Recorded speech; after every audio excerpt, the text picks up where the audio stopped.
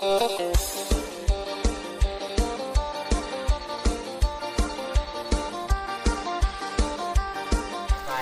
ก็พวกเขาอีกแล้วเนาะเช่นเคยยามมองเนาะจังใดก็เบิ่งไว้อย่างเดียวนะเยอะหลังเลยชิลานพี่น้องไปชิลานไปชิลานโอ้โห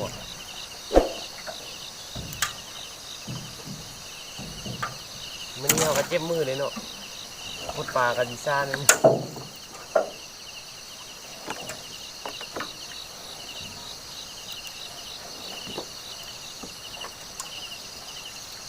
กดไลค์อ่ะกดไลค์อ่ะ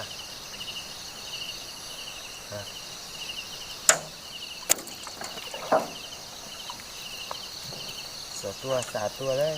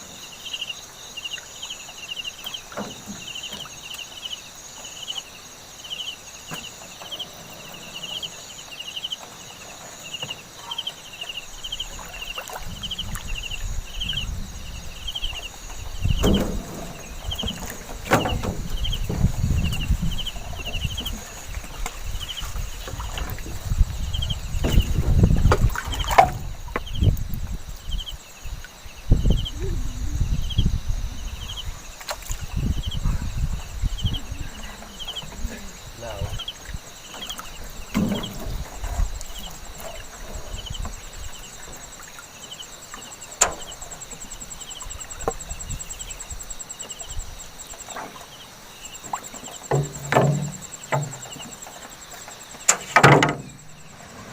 เนาะ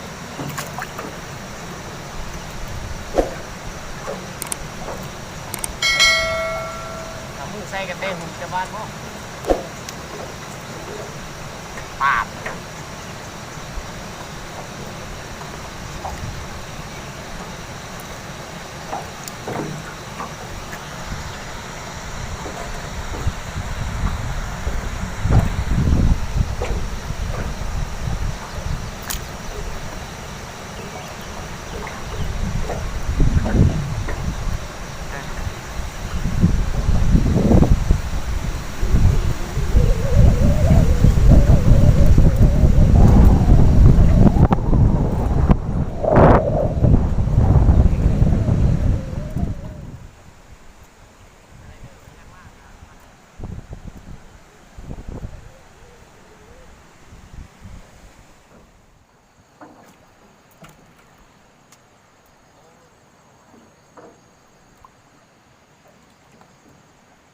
ยักโต